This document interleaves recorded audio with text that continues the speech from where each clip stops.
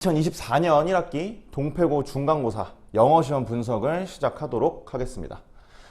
이제 전체적으로 여러 가지 말씀드릴 것이 있겠지만 정보 전달적인 측면과 제가 좀 전달 드리고자 하는 그런 메시지까지 함께 가져가 주시면 좋을 것 같습니다. 먼저 경향부터 가볍게 말씀을 드릴게요. 난이도는 중 정도라고 말씀을 드릴 수 있을 것 같아요. 해서 이제 왜 중이라고 했냐면 좀 난이도가 확실히 좀 애매한 감이 좀 있어요. 무슨 말이냐면 이 기본기가 좀 출중하게 갖춰져 있는 극상위권 학생들한테는 그렇게 어렵지 않았을 거예요. 왜냐하면 이게 변형이나 이런 강도들이 좀 센 건 맞아서 새로운 단어라든지 새로운 지문이라든지 이런 것들이 상당히 많이 등장을 했고, 그게 중하위권 학생들한테는 당연히 무조건 어렵거든요. 근데 이제 그런 어려움에도 불구하고 실제로 그 바뀐 단어들이나 이런 것들이 매우 어려웠는가 라고 한다면 그 정도는 아니었습니다. 그래서 중상위권 학생들과 상위권 학생들한테는 그렇게 어렵진 않았겠으나 중위권, 하위권 정도의 학생들한테는 많이 어려운 그런 시험이었을 것 같습니다. 그래서 난이도는 중으로 설정을 했고요. 총 26문항 정도 나왔는데 객관식은 24문제, 논술형은 2문제가 출제가 되었습니다. 결국 논술형 문제가 원래 3문제에서 많으면 그 3문제가 그 1-1번, 1-2번 이런 식으로 나눠지면서 한 4문제까지도 등장을 하는데 첫 시험이라 그런지 학교 선생님께서 조금 배려를 해주신 것 같아요. 논술형 문제가 난이도도 쉬웠고 그리고 이 양 자체도 2문제만 나왔기 때문에 많지 않았습니다. 자, 그리고 교과서와 모의고사 그리고 올림포스 이 범위에 대해서 요 정도 5문항, 16문항, 5문항 정도가 출제가 됐는데요. 결국에 이 교과서, 모의고사, 올림포스가 원래 시험 범위 자체가 요 정도로 나눠져 있잖아요. 결국에 요런 것만 좀 피하시면 될 것 같아요. 골고루 나온 겁니다. 골고루. 결국 교과서가 좀 쉬우니까 또는 교과서가 양이 그렇게 많지 않으니까 소홀히 공부했다? 그런 것들만 없애주시면 될 것 같습니다. 자, 그럼 좀 세부적으로 말씀을 드린다면 새롭게 등장하는 문장, 지문, 어휘가 엄청나게 많았습니다. 결국에 기본기를 물어보는 문제들이 많이 나왔다는 거고요. 두 번째는 전체적인 대강적인 이해보다는 문장 단위의 세부적인 이해를 물어보는 문제들이 엄청나게 많았습니다. 역시나 세부적인 이해를 물어보는 문제들이 많다 보니까 이걸 전체 주제를 알고 있다고 해서 가볍게 넘어갔다면 그런 부분에서 확실히 틀린 문제들이 많이 나왔을 거예요. 세 번째는 동패고 스타일의 어떤 유형별 문제풀이 방법이 되게 크게 작용했어요. 무슨 말이냐면 단어를 알고 해석을 할 수 있어도 이 문제풀이의 어떤 특징들 때문에 틀리는 문제가 분명히 생겼을 거란 얘기입니다. 자, 그럼 방금 말씀드린 것들을 세부적으로 문항별로 알려드리면서 분석을 하도록 하겠습니다. 자, 첫 번째로는 새롭게 등장하는 지문과 문장 어휘가 많다고 말씀을 드렸는데요. 자, 여기 이제 이 4번 문제였어요. 그렇죠? 어려운 문제는 아니었습니다. 배점도 3.3점이었고요. 그렇죠? 다만 너무 가볍게도 여기 아래에 있는 거 선지 있잖아요. 그렇죠? 요거 학생들 시험장에서 당연히 처음 봤을 문장들이거든요. 요런 문장들이 있었기 때문에 결국 기본기가 없었으면 접근이 당연히 안 됐을 것이며, 거기에 쓰였던 단어들 enhance라든지 put off라든지 요런 단어들 몰랐다면 좀 문제 풀 때 힘들 수 있었습니다. 두 번째, 6번 문제 은근히 많이 틀렸는데요. 일단은 요 B번 같은 경우에는 앞뒤 문장 구조를 바꿨어요. 결국 여기서 구조 분석해서 해석하는 게 엄청나게 필요했습니다. 두 번째는 result in과 result from인데요. 이게 원래 없던 단어예요. 그러니까 당연히 기본적으로 알고 있지 못했다면 틀리는 게 맞는데 조금 아쉬웠던 건 사실 result in과 from은 유발을 하는 건지 유발을 당하는 건지 결국에는 이 영어 문장과 지문에서 없을래야 없을 수가 없는 인과관계를 드러내는 표현이거든요. 결국 이런 표현들은 사전에 무조건 정리를 했어야 맞습니다. C번 같은 경우에는 occupy라는 단어가 있어요. 그렇게 어려운 단어는 아닌데 어쨌든 이 단어도 새롭게 나온 단어이기 때문에 요거 몰랐다면 사실 뭔가 좀 문제 풀이에 있어서 C번을 특히 판단함에 있어서 힘들었을 수 있습니다. 자, 여기 이제 9번인데 뭐 보시면 아시겠지만 중간에 백그라운드라고 해서 나와 있는 요 문장 말고 위에랑 아래에 있는 지문 길잖아요. 이게 새로운 지문이었던 거 인지하셨죠? 그렇죠? 그래서 시험 기간 동안 볼 수가 없었던 아예 지문 자체에 새롭게 가져와요.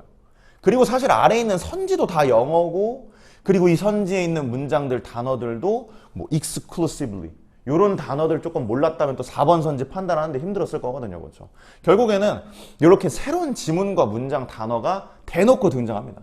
기본기가 없으면 풀 수가 없어요. 11번. 요거는 이제 지문은 바뀐 게 없지만 여기 아래 선지 보이시나요?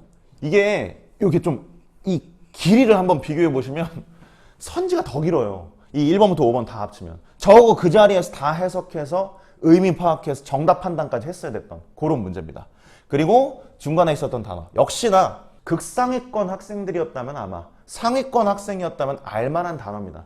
empathy라는 단어가 새롭게 등장했기 때문에 이것도 혹시 만약에 몰랐다면 정답 선지 판단하는데 어려움이 있었을 수 있습니다. 자, 역시 이제 어법 문제 같은 경우도 뭐 실제 5번이 그러한데 이 동사를 삭제했어요. 그래서 원래 동사가 아니었던 단어가 동사로 바뀌었어야만 맞출 수 있는 그런 문제였습니다. 결국에 익숙한 것이 오히려 오답이고요. 처음 보는 게 오히려 맞는 겁니다. 결국 역시 구조 변형을 했기 때문에 그 자리에서 읽고 판단할 수 있는 기본기가 없다면 절대로 좋은 점수 받을 수 없었을 겁니다. 자, 두 번째는 사실 뭐 이 이후에 나오는 그런 지문들도 전부 기본기가 깔려 있어야 풀 수 있는 것이 기본으로 조금 전제가 돼 있다는 점 인지해 주시면 될 것 같고요. 좀 디테일한 포인트는 두 번째로 전체적인 이해보단 세부적인 이해가 필요했다. 이 부분인데요. 10번 지문 기억하시죠? rejection이라는 단어입니다. rejection. 결국 거절이라고 하는, 거절 요법이라고 하는 거에 대한 지문이었는데 이게 거절을 하는 걸 얘기하는 건지 거절을 당하는 걸 얘기하는 건지 이게 단순히 이거 거절 얘기야 뭐 이런 게 아니라 실제로 거절을 하는 건지 당하는 건지를 정확하게 구분해서 알고 있었어야만 이 답을 고를 수 있었다. 실제로 이제 오답 선지들에서 이 거절하는 건데 당하는 걸로 바꿔놓거나 거절 당하는 건데 하는 걸로 바꿔놓거나 이런 관계들을 많이 바꿔놨어요. 결국에는 이 세부적인 이해, 이게 되게 중요했습니다. 두 번째는 역시나 세부적인 이해인데요. 요 위에 지문의 내용에 대해서 정말 문장 단위로 완벽하게 이해가 됐어야 아래 있는 선지를 해석했을 때 내용을 적용시킬 수가 있어요. 정확한 이해와 결국 세부적인 이해가 되게 중요했던 문제라고 말씀드릴 수 있을 것 같아요. 자, 세 번째는 역시 이제 요 문제가 저는 되게 중요하다고 생각을 하는데 사실 이게 감정 입자도라고 하는 아니 뭐 이거 이 지문 보기 전에 뭐 들어보셨어요? 안 들어보셨어요. 이게 감정 입자도라는 말 자체가 되게 어려운 말입니다. 되게 생소한 소재고요. 결국 이런 감정 입자도라는 어려운 소재를 갖고 있는 지문이었고요. 다만 이걸 물어볼 때 여기 밑줄을 쳐놓고 그 부분을 물어봤어요. 전체적인 주제랑 관련이 없는 부분일 수도 있는 거거든요. 결국에는 전체 주제를 대강 이해하는 게 아니라 문장 단위로 세부적인 이해를 하는 것이 정말로 많이 필요했습니다. 자, 세 번째. 동표고 스타일의 유형별 문제 풀이가 필요하다고 말씀을 드렸어요. 그것도 한번 세부적으로 말씀을 드리겠습니다. 다만 결국에 뭐 나름의 어떤 영업 비밀 그런 측면이 있기 때문에 실제 그래서 어떻게 문제를 풀어야 되는지까지는 말씀은 제가 제 수업 때 드리도록 하겠습니다. 4번 선지 보시면 여기 잘 안 보실 수 있는데 물음표 의문문 선지예요. 의문문 선지. 이 의문문 제목을 선택할 때의 기준. 의문문이 이 지문의 제목이 될 때 그럼 어떤 기준을 갖고 의문문을 제목 정답으로 선택을 해야 되는가. 그거에 대한 기준이 잡혀있지 않았다면 4번, 5번 해석됐어도 못 골랐을 가능성이 높습니다. 이렇게 문제 풀이에 대한 어떤 방법들이 정비가 돼 있어야 돼요. 두 번째, 어떤 일치불일치 문제들인데 아까도 말씀드렸던 여러 가지 포인트들이 다 들어가 있습니다. 그렇죠? 근데 거기다가 사실 이거 뭐 다 기억하시죠? 정동석이라고 하는 그런 소재에 대한 얘기였는데 결국 이게 5번 선지 같은 경우에 해석만 제대로 했으면 됐어요. 그냥 보이는 대로 해석하지 말고 구조 분석 완벽하게 해서 해석만 제대로 했다면 충분히 고를 수 있었던 문제입니다. 다만 이거 2번 선지 있죠. 2번 선지. 지금 저는 2번 선지를 되게 그냥 가볍게 문제를 풀었는데요 라고 말씀을 하셨을 수도 있는데 저는 오히려 그러면 조금 의아해요. 이게 오히려 정확하게 이해했을수록 2번에서 브레이크가 걸렸어야 됐습니다. 2번 선지 자체가 애매하다고 느낄 만한 부분이 분명히 있어요. 물론 그렇다고 2번을 고를 만하다는 건 아닙니다. 근데 그런 부분이 분명히 있고 결국에 이걸 5번 선지와 함께 생각했을 때 어떤 식으로 가져갔어야 되는지, 결국에는 동패구 스타일의 일치불일치 문제에서 애매한 선지가 등장했을 때 어떤 식으로 처리하고 나갔어야 했는지, 그런 것들에 대한 정리가 필요했던 그런 문제였습니다. 자, 역시나 출제 의도를 파악하는 게 되게 중요했던 문제인데요. 이게 사실 단어가 좀 어려운 편이에요. irreplaceable, disposable, intelligent, priceless, 이런 단어를 되게 어려운 단어 맞습니다. 다만 엄청 어려운 단어는 아니었고요. 대신 단어 뜻을 알았어도 완벽하게 정답인 2번을 골랐을 것이다? 그걸 장담하기는 힘들 겁니다. 결국 이 문제 자체도 선지간 비교라고 하는 문제풀이 방법을 이용해서 풀었다면 깔끔하게 풀 수 있었던 문제입니다. 이런 것들도 수업 때 얘기 드릴 거고요. 자, 그리고 요약문 완성하기였는데요. 요 소재 기억하시나요? 스포츠에서 홈 이점, 홈 어드밴테이지, 그곳의 어떤 양면성을 다룬 지문이었어요. 실제로 소재가 양면성을 다루고 있는 경우에 요약문 완성하기로 나오는 경우가 상당히 높습니다. 또한 이 요약문 완성하기로 그때 나왔을 때 많이 나오는 이유가 이거예요. 함정을 선택하기가, 함정을 뭔가 만들어 놓기가 되게 쉽습니다. 결국에는 이러한 함정들을 피해갈 수 있는 방법이 뭐였는지 이런 것들을 살피는 것이 정말 중요했겠죠. 그걸 미리 정비하고 들어갔다면 충분히 함정째 끼고 정답 고를 수 있었을 거예요. 자, 그러면 이제 총평 드리면서 기말고사 대비를 어떤 식으로 진행해야 되는지까지 한번 말씀을 드릴게요. 1번 말씀드렸던 것처럼 새로운 단어나 새로운 지문 상당히 많이 등장합니다. 따라서 영어 기본기, 본인의 영어에 대한 스펙을 업시켜야 되는 것이 분명합니다. 두 번째, 세부적인 이해에 대한 공부가 필요하다. 문장 단위 공부. 결국에는 전체적인 주제를 정리하면서 대강 공부하는 게 아니라 문장 단위로 또는 구절이라도 이 단어 하나하나라도 왜 이 단어가 쓰였는지, 왜 이 문장이 쓰였는지 이해되지 않는 것이 없도록 완벽하게 공부를 하셔야 돼요.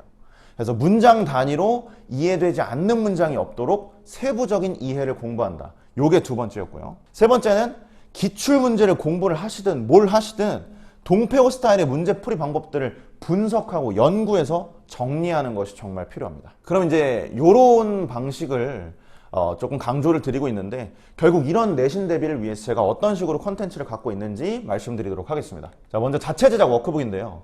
이게 이제 워크북이라고 하면 학생들이 좀 거부감이 들 수 있어요. 그리고 실제로 주변 그런 학원들을 조금 조사를 해보면은 그렇게 많이 안 하더라고요. 워크북을 안 하거나 산 거로 대충 하던가 이런 경우들이 상당히 많습니다. 왜냐면 이 작업이 되게 귀찮거든요.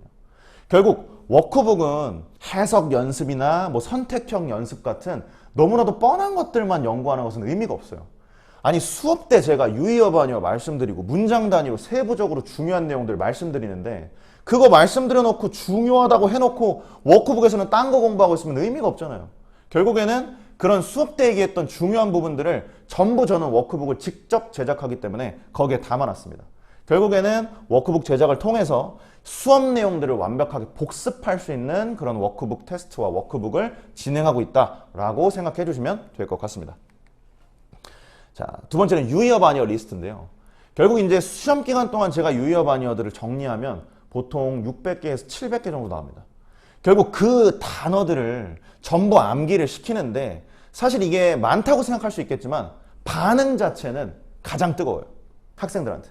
제가 실제로 피드백도 받기 때문에 피드백을 받아보면 유의어 반의어 리스트 너무 좋았다라는 말이 가장 많습니다. 왜냐? 많이 나오니까. 실제로 600개, 700개라고는 하지만 결국에 나올 수 있는 단어들을 정리하는 거기 때문에 시험 기간 동안 내내 외울 거거든요. 그렇죠? 결국 이 단어들 공부하면 본인의 어떤 기본기나 이런 부족한 점들을 좀 채울 수 있어요. 그래서 유의어 반의어 리스트 진행하고 있고요. 세 번째는 여기는 칠판 판서 내용을 사진을 찍어 놓은 건데 결국에는 유형별 문제풀이 특강을 진행을 하고 있습니다. 서술형도 포함이 되고요. 아까 말씀드렸던 여러 가지 동패고 스타일의 문제풀이가 조금 애매할 때 어떤 식으로 헤쳐나가야 되는지 주의할 게 뭐가 있는지 그런 것들을 수업으로 정리를 하고 있는 상황입니다. 자, 마지막으로는 결국에 이제 방금 거 뭐 내용 어떻게 풀어야 되는지 정리하면 뭐합니까? 결국 적용하는 연습이 필요하지 않겠습니까? 결국 팡티 모의고사라고 하는 제가 직접 만든 모의고사를 통해서 학생들을 연습을 시킵니다. 방금 말씀드렸던 여러 가지 문제 포인트들을 그대로 적용시킨 문제들이기 때문에 적용을 연습할 수 있는 건 물론이고 매우 어렵습니다. 매우 어렵게 등장을 하고 있고요. 제가 지금까지 진행하면서 학교 시험이 팡티 모의고사보다 어려웠다? 단 한 번도 본 적 없습니다. 이건 장담할 수 있어요. 예를 들면 뭐 저희 이제 시험에서 뭐 96.7점 요 정도 맞았던 학생들도 팡티 모의고사는 다 6개씩 틀려요. 엄청 많이 틀리죠, 그렇죠? 되게 어렵게 내기 때문에 시험 들어가기 전에 어떤 연습을 할 수 있고요. 뭔가 시간 내에 어려운 문제들을 풀 수 있는 그런 긴장감이나 시간 관리에 대한 연습을 충분히 할 수 있는 그런 모의고사라고 생각을 해주시면 되겠습니다. 자, 그럼 요번 중간고사 1학년 성과를 말씀을 드리도록 할게요. 재원생 25% 정도가 90점 이상을 받았고요. 1등급도 당연히 있습니다. 재원생 33% 정도가 80점 이상을 받았습니다. 결국 이제 뭐 제가 열심히 한 것도 있겠지만 결국에 학생들이 하라는 거 완벽하게 따라주기만 한다면 좋은 성적 당연히 나올 수 있다고 생각합니다. 이제 마지막 좀 메시지를 전달을 드리면요. 이제 겨우 첫 걸음입니다. 무슨 말이냐면 고등학교 들어와서 시험 얼마나 많이 보겠어요. 그 중에 첫 시험 봤을 뿐입니다. 지금 아직 모의고사부터 시작해서 중간 기말고사 한참 많이 남아있어요. 지금 이 시험을 아무리 못 봤다고 해서 슬퍼할 시간 없습니다. 반대로 잘 봤다고 해서 막 신나서 기뻐할 시간 없습니다. 어떻게 하면 다음 시험은 잘 볼지 또는 다음 시험도 잘 볼지 그거 고민할 시간이에요. 결국 지금 시간 없어요. 기말고사 얼마 안 남았습니다. 그 시험 위해서 지금 현재의 어떤 상황을 분석하시고 어떻게 하면 잘할 수 있을지를 고민할 시간입니다. 다음 시험 열심히 달려가시기 바랍니다. 감사합니다.